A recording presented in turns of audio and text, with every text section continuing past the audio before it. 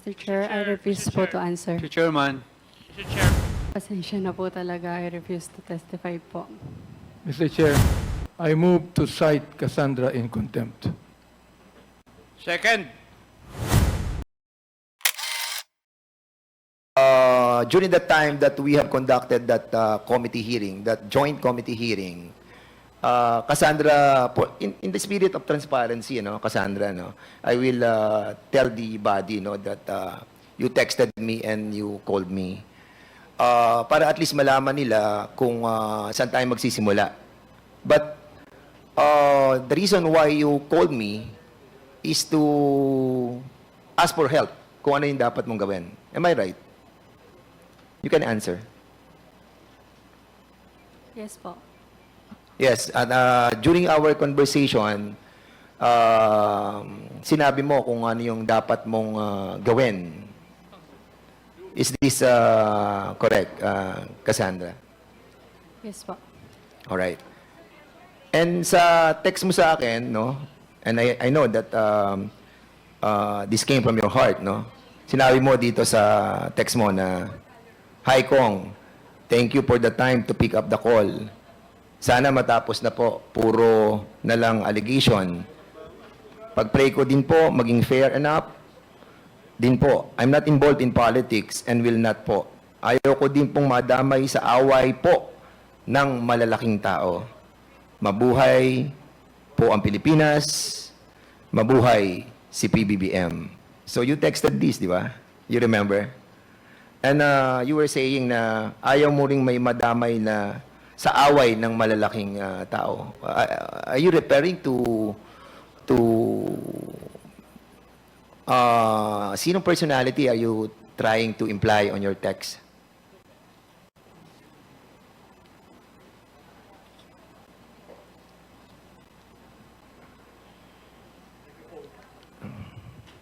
I invoke my right to remain silent po. I Mr. invoke my Chair. right Yes po. to your right. Okay. So kasi simple lang naman yung tinatanong ko kung sino yung mga malalaking tao ba ng mga Chinese o malalaking tao ng mga Pilipino? Mga politician ba ang sinasabi mong ayaw mo ma-involve sa away ng malalaking tao? You can answer directly, I mean, there's nothing wrong on saying, kasi sabi mo, Pilipino ka, di ba? And I will show you, Cassandra. This is the certificate of your naturalization nung papa mo.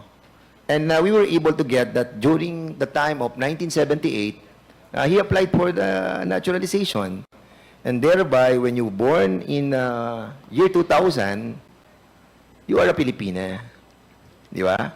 So, Pilipina ka. So, maaring sa dugo ay Chinese ka, pero sa puso at isipan, Pilipina ka. Am I correct? Opo. At saan ka madadamay ng mga away na sinasabi mo sa text mo sa akin? I never replied, di ba? Hindi ako nag-reply sa'yo eh. Because I really don't want you to answer back on my cell phone. What I wanted is for you to appear on the committee and to answer to all of us. So, sino? Mr. Chair, I invoke my right po to remain silent po. Congressman Fernandez, if Yes, I may. Mr. Chair. Yung tanong ni Congressman Dan Fernandez ay hindi naman incriminating dahil ang tanong niya, kaninong away? Is that an incriminating statement?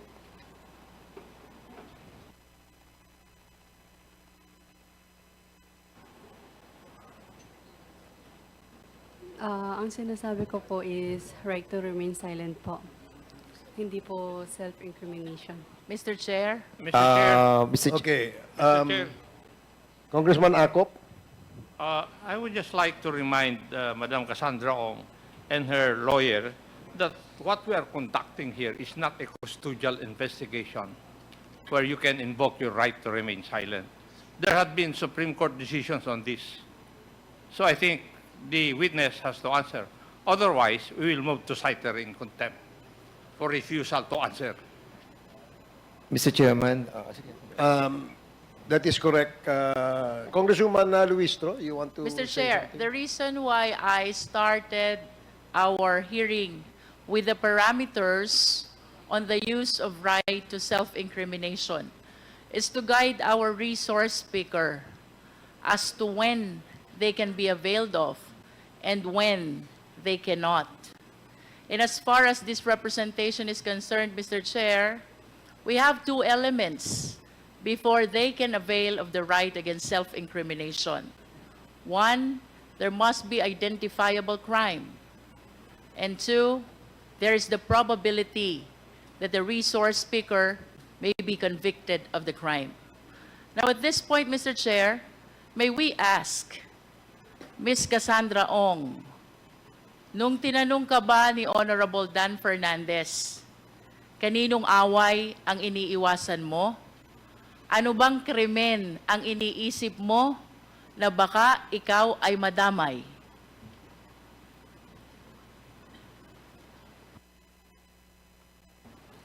I refuse to testify. I refuse to answer po para sa own reason ko po.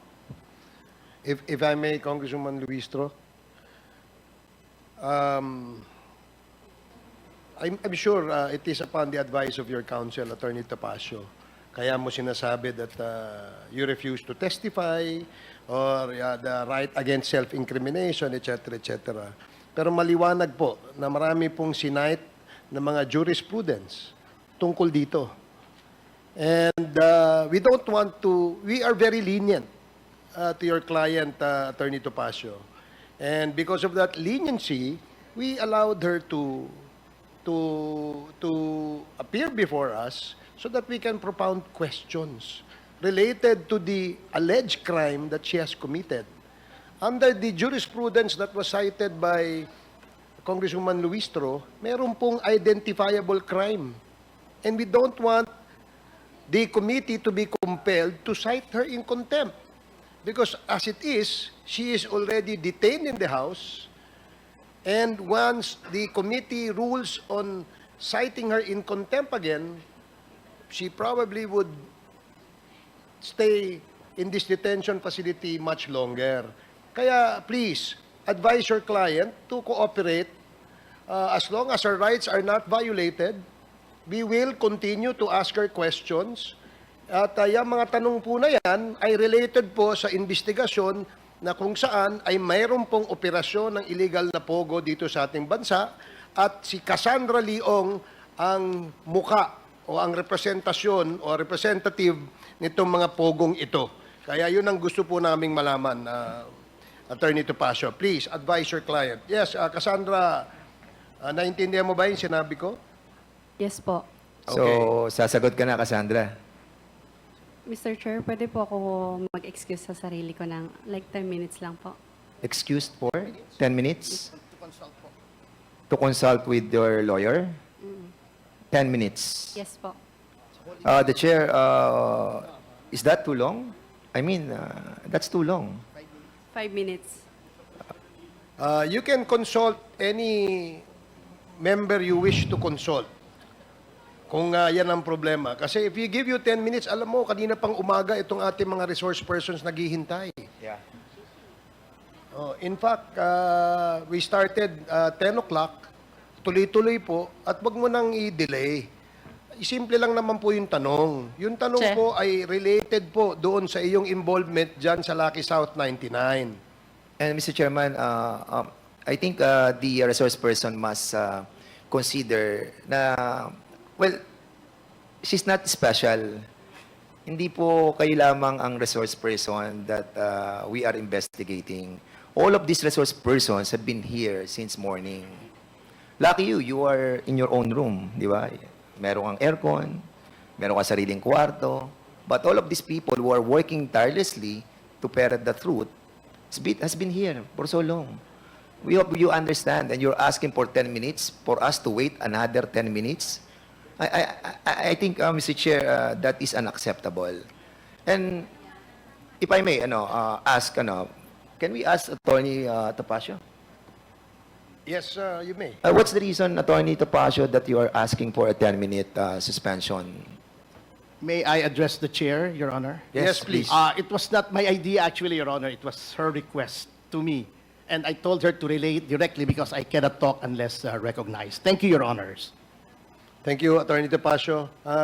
Congressman Fernandez, please proceed.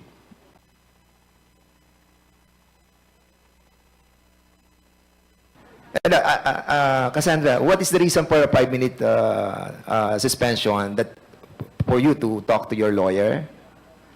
Are you asking for a 10-minute? Yes po. Yes po. And what's the reason behind?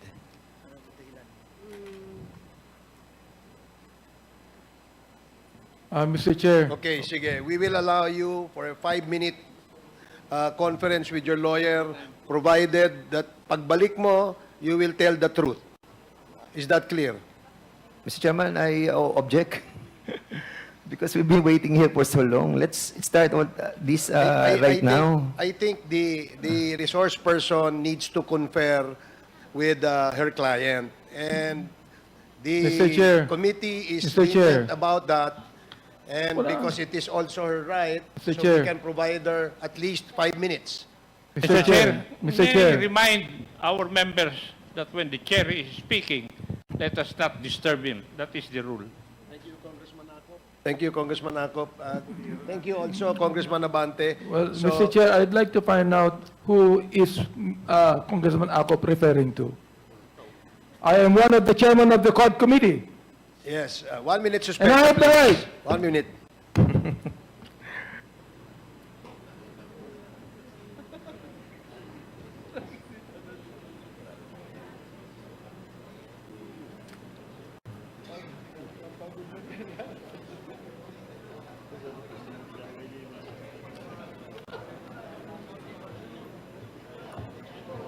Buta sila nag-away. Easy.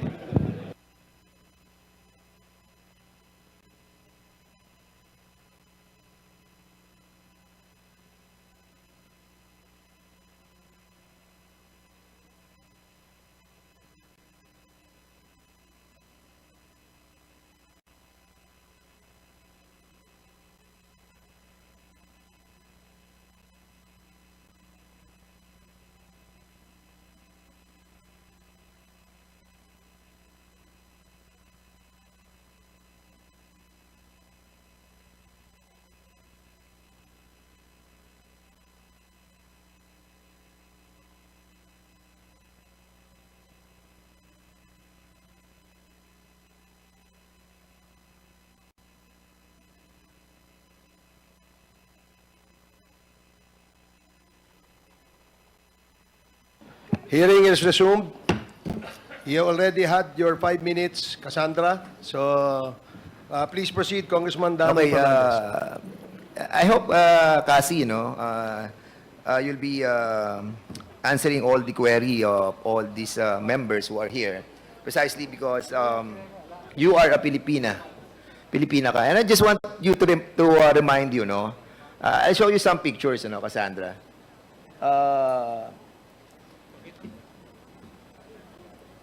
Have you seen this? Nakita mo na ba to? These are all the torture victims na nakuha sa cellphone doon sa Porac at sa Banban. All those collected cellphones ay nakalagay itong mga pictures na to. These are victims of torture perpetrated doon sa Porac at sa Banban. Have you seen this? No. First time. Now lang? Okay. I will show you another picture. Ito mga pictures din. Ito naman yung mga namatay. They are 66 foreigners. Hindi makilala kung bakit sila namatay. Lahat sila, almost all Chinese. Natagpuan sila, almost everybody sa Region 3. So, nakita mo na ba sila? Hindi pa? Hindi pa rin. Hindi po. Okay. The reason why I showed you all these pictures is for you to realize the gravity of what you are into right now. Are you a incorporator of Lucky South 99? Hindi po. Hindi ka Hindi ka incorporator ng Lucky South 99? Never? Remember, you are under oath. Member ka or not?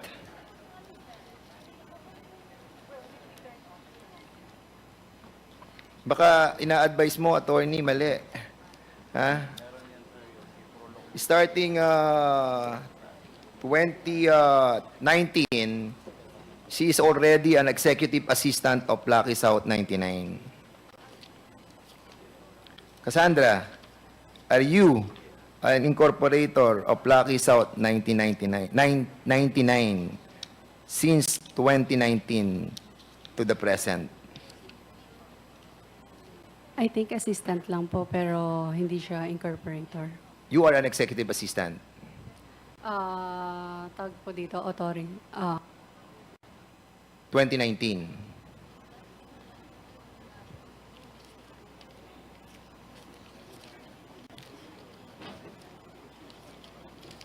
Tama, Cassandra?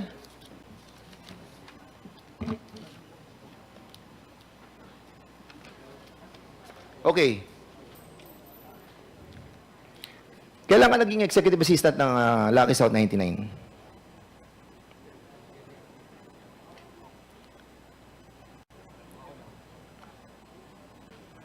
Kung pagbabasihan natin yung mga dokumento, November 2019, incorporated ka na doon. And you were like 19 years old during that time. Am I correct? Correct? Yes po, 19 years old.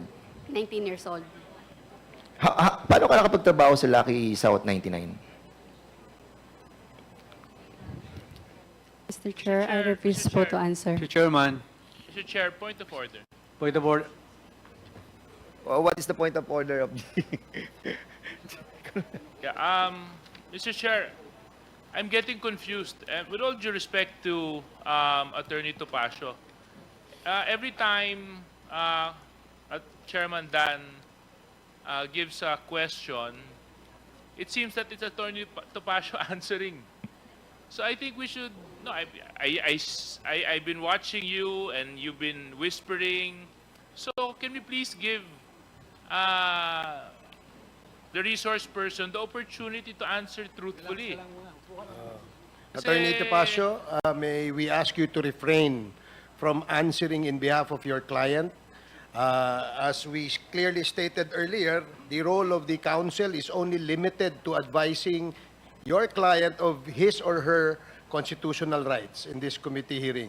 So, Cassie, ikaw ang sumagot. Okay? Yes. Thank you. Attorney Topacio, with all due respect, no, I mean, I don't mean no offense to you, but it's just that let's allow the resource person the freedom to explain her side and to explain how she's involved or not involved in this situation, because this is her opportunity to clear her name. Thank you very much, Mr. Chair. Okay, kasi sino nag-recruit sa'yo sa Lucky South 99? I refuse to testify po. Okay, yun ang una mong yun ang una mong trabaho sa Lucky South 99? I refuse to testify po. Sorry, Mr. Chair. Tinatanong ko lang kung ano yun ang una mong trabaho. Pwede mo naman sabihin iba ang trabaho mo, di ba? Anong unang trabaho mo sa buhay mo? Pasensya na po ulit. I refuse to testify po. Saan ka nag-college? This will not incriminate you. It will po. Sa- What? Ang tinatanong ko, saan ka nag-college? I refuse to Sabi mo, testify Pilipina po. ka, di ba? Did you study in the Philippines? I refuse po to testify po.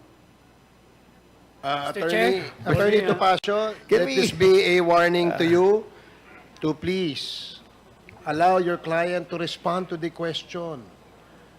We will, these are simple questions. Tinanong lang, saan siya nag-aral, saan siya nag-college?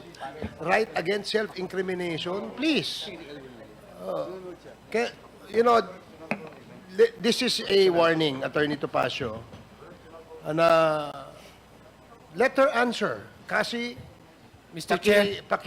Ano mo lang, sagot mo lang ng tama ito dahil yung tanong na kung saan ka nag-aral ay hindi naman incriminating sa'yo. Bakit refuse to answer? Mr. Chair. Patipilitan kami i-contempt ka. Mr. Chairman, parang Yes, yung sa paper ni Cassandra, pero nakagad sagot na tinuturo ni Attorney Topacio eh. Di ba? So I will give you another chance, Attorney Topacio. Mr. Chairman. Please proceed, Congressman Fernandez. Okay, I'll be asking Ronaldin Baterna. Ronaldin Baterna, in the last hearing, you were testifying, no? During that time, you told us that you have a checking account. And this checking account, yung checking account na pinirmahan mo, sinabi mo binigay mo kay Cassandra, di ba? At yung milyong-milyong piso na dumaan doon sa checking account, sabi mo, ibinigay mo kay Cassie. Is this correct? Yes po, Mr. Chair. Okay. So, Cassie, ang sabi ni Ronaldin Baterna, who happens to be in the Lucky South 99 and in the Wilwin Corporation, binigay niya yung mga cheque sa iyo at maraming milyon-milyon ang dumaang pera dito. So, ginamit mo yung checking account. Pasensya na po talaga. I refuse to testify po. Mr. Chair. Mr. Chair. We'll change na lang the question. If she feels that it will incriminate her, we will With the be... indulgence of Congressman Fernandez. Yes, is this a short interjection? Mr. Chair, Please proceed. I move to cite Cassandra in contempt. Second, There is a motion to cite Cassandra Ong in contempt for Mr. Chairman, violation of Section 11, Paragraph A and C of the Rules of Procedure governing inquiries in aid of legislation. Duly seconded. Do I hear any objections? Mr. Hearing Chair. none. Mr. Chair. Apologies, Mr. Chair. This is not an objection, but just a manifestation. In the spirit of due process, may we ask that the witness explain why she should not be cited in contempt? If she has any reason We'll whatsoever. give her that privilege. As, Thank you very much, Mr. Chair. Chairman, Picture 3, ilagay mo yung picture 3. Kamo kay, kay JR. Picture 3. Chairman, just a point of clarification. Okay. Okay. Congressman Paduano. Thank you, Mr. Chairman. Mr. Chairman, before we rule with the motion that was made by Chairman Co-Chair Abante, kasi there's a contempt order now for Ms. Cassandra Ong, in which her violation is refusal to be present in the previous hearing until he was cited in contempt, Mr. Chairman. Now, what will happen to that first contempt order of this committee, Mr. Chairman? So, dalawang contempt? This is the first. The motion made by Congressman Abante has not been ruled yet Yeah, that's why because there was an interjection by Congressman Gutierrez, and then the chair recognized Congressman Paduano for your interjection as well. So there's no decision yet as to the motion to cite her in contempt. Now, if there are no other obstructions, can we now rule on the motion? Mr. Chairman, Oh, yes, please. what will Congressman Paduano. be the proper position with regards to my query? That this is the first time in the history, in my 11 years in Congress, for those cited in contempt, 2 contempt orders. Mr. And I'm Chair. just checking the process on our internal rules. I will never object, Mr. Chairman, but what I'm saying is, we have already issued a contempt order for Cassandra Ong. Now, if we will approve that motion by Congressman Chairman Abante, sabi ko nga, this will be the first time that a resource person was... Mr. Chairman, can I move for 1 minute suspension? 1 minute suspension.